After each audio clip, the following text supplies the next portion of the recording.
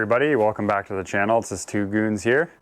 So today on this episode we're going to be tackling the valve springs first, and if we have time we might get to the fuel pump. But I got some new parts here. I figured I might as well show you guys here. So to start off, we got this shiny 10AN fitting. This is going to be used for the catch can, which is right here. We finished it. The battery died on our camera, so as we were fabricating this, unfortunately we weren't able to get any footage of that. But yeah, we got two 10AN fittings on the top, and then we have an 8AN fitting for vacuum pull, and then a drain on the bottom here. So we got the Kigley Racing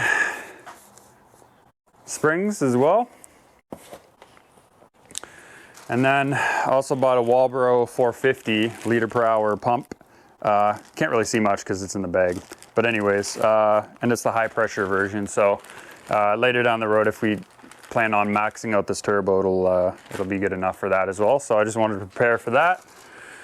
And then to accompany that, just in case, I'm not really sure if the previous owner rewired the fuel pump, but it's really recommended once you get into a bigger fuel pump especially to rewire them. So bought that just in case. It was cheap enough, and regardless, I'll probably end up using this wire for something else if we don't use it for the fuel pump. So yeah, that's about all for now. We're going to move the camera here to a better angle so you can really see what's going on the valve cover, and we'll try to tackle those springs.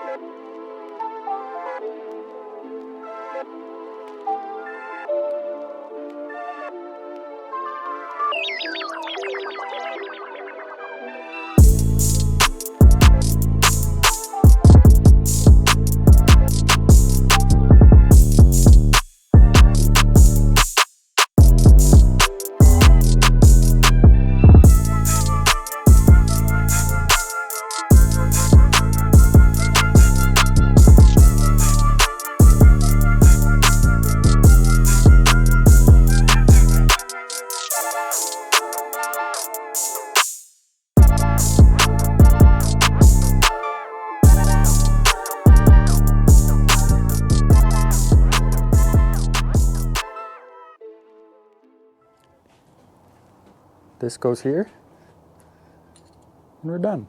I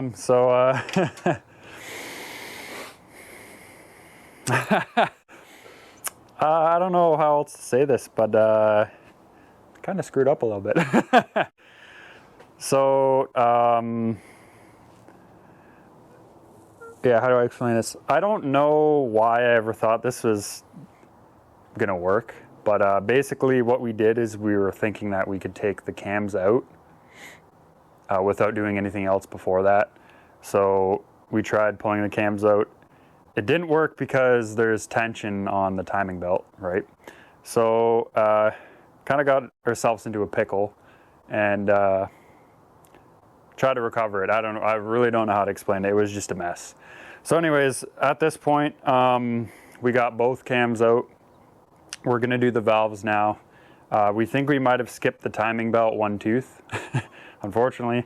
So I think the plan of action right now is to do the valve springs, get the cams back in place, take the timing cover off the side of the motor like we should have done in the first place, loosen the tensioner like we should have done in the first place, which we never did. And once all that's together, we could rotate the engine and make sure that, I'm hoping we could see the original tick marks on the timing belt to line it all up. And hopefully we could, we can tell if it's skipped one tooth or not. I know which way I skipped the tooth. I'm pretty sure. So part of me kind of wants to just skip it back, but that's obviously not the best choice because, yeah, that could be trouble. So anyways, yeah, we're gonna tackle this now. We'll put you back in time lapse mode. What's the point of the hose? Oh yeah, sorry. So basically for doing valve springs, one, the cylinder head is still on the vehicle. If you simply just compress the valve down and take the retainers out, the valve will just drop into the motor. And again, there'd be a massive problem, even bigger than our screw up that we already had. So basically what you want to do is constantly pressurize the cylinder so it forces the valve just with air pressure to stay closed, so that when you remove the keepers off of it, the valve stays in place. So you can simply remove the old and put the new one, and yeah, and that's it. So yeah, we're gonna try our little setup here. We kind of we don't have the best setup. We just we just shove this compression tester and do a air compressor fitting here, and we're hoping that it'll work. So alrighty, another update. So we tried to use the compression method with an air compressor and to pressurize the cylinders to keep the valves from falling into the engine. And what was happening is I left the car in gear to try to stop the motor from rotating, but what ended up happening is the pressure was pushing like the piston down the cylinder, and in turn that's gonna like move the vehicle, right, if it's in gear. So that was pretty sketchy. And it was like honestly like losing a lot of pressure as well quickly, and we would have had to run the compressor like all night, and like there's a kind of like curfew hours or like quiet hours here, so could have potentially got police involved if we were running a compressor all the way till midnight. So anyways, what we ended up doing is, I was reading online before I even started this, one of the methods that you can do is you can run the cylinder to top dead center, and you can fill the cylinder up with like a rope or something of some type. So what we've used here is, I think you'd call this yarn or string? Gardening string.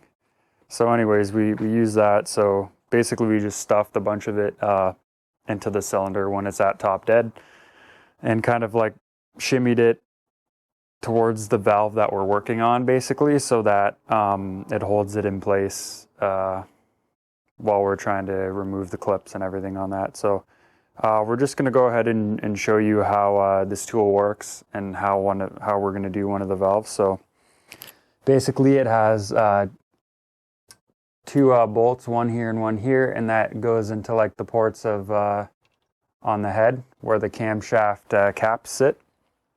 And it has this tool here, this handy tool, if I can get it out, that rests directly on the valve. And this stud threads through. And then there's like a window basically where you can work here. And all it is an Allen on the top.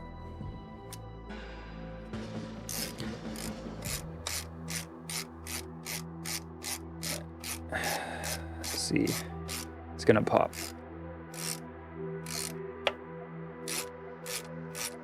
There it goes. It's a little bit low. Let's see if I can get it to get to a better position.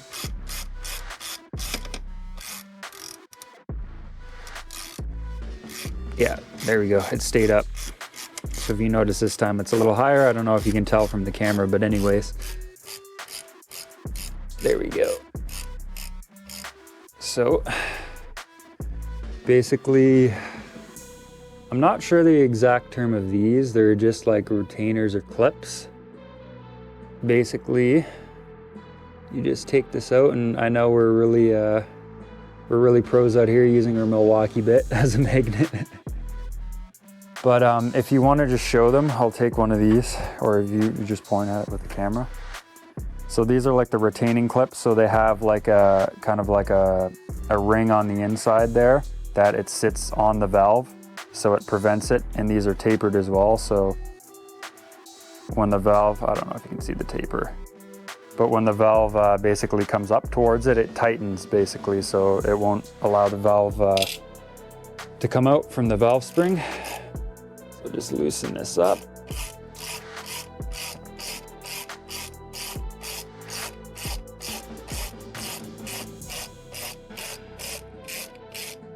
Alrighty. Hopefully that doesn't fall. Okay. So then, next step is to grab our new valve spring.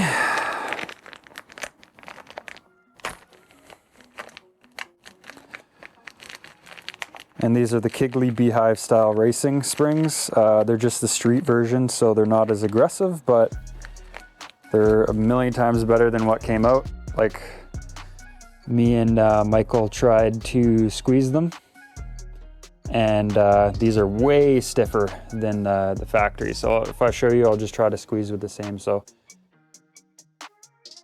that's me like giving it everything I have. And then if I remove the factory ones, bear with me. Rockers in the way. Okay. So if I squeeze this one, I don't know if you can tell on the camera, but it moves a lot more. Put that down here. Okay. Move that for a second. All right, and then basically, yeah, we just throw the new valve on. I just put this paper towel here just in case those little retainer clips fall. We don't want to, as I drop everything. Oh no.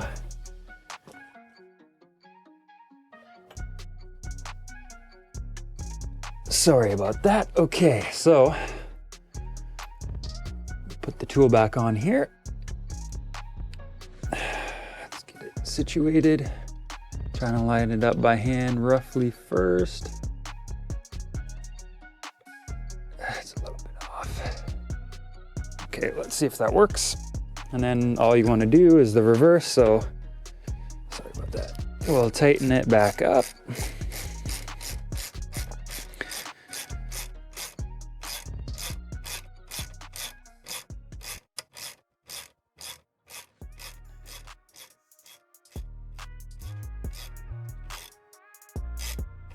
Yeah, so this tool, this valve spring compressor, was purchased along with basically every single part for this vehicle, was purchased through RTM Racing.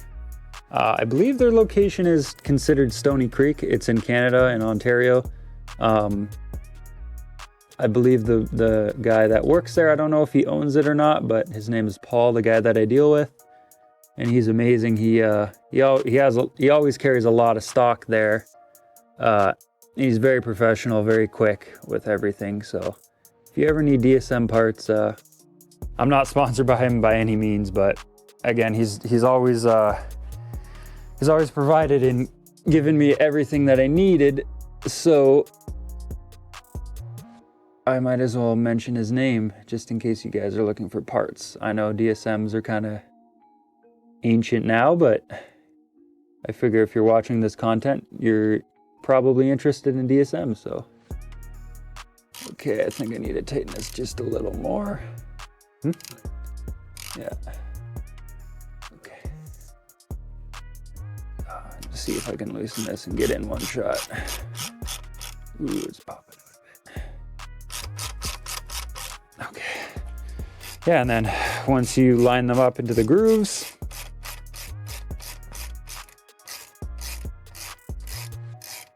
that's it. You just release it, and as it guides the retainer up, it lines up, and let's take this off, and that's it. That's how you do a valve spring. I mean, this is pretty much universal for, I would say, like a lot of vehicles. Any overhead cam vehicles have similar styles. Like they all have these like locking clips. So, but yeah, so we're gonna shoot over to our time lapse, so you can see it gets pretty boring because it's just the same repetitive process that I just showed you right now. Over and over again. So we're going to head over to the time lapse and enjoy us struggling putting the last few of these on the engine.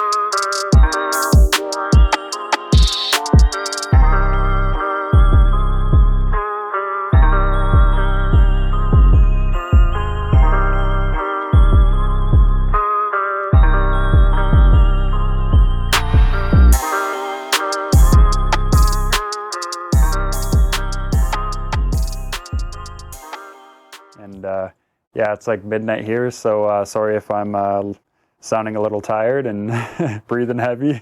It's been a long day, my back's sore, but anyways, guys, thanks for tuning in, and we'll catch you on the next one. Show them the optimal pose quickly. The what, sorry? The optimal pose.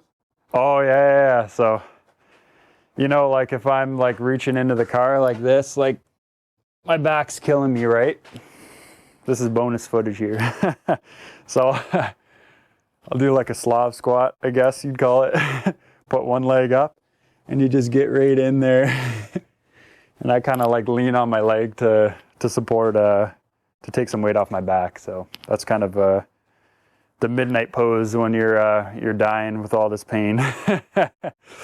Anyways, guys, yeah, thanks again for tuning in, and we'll catch you on the next one this time.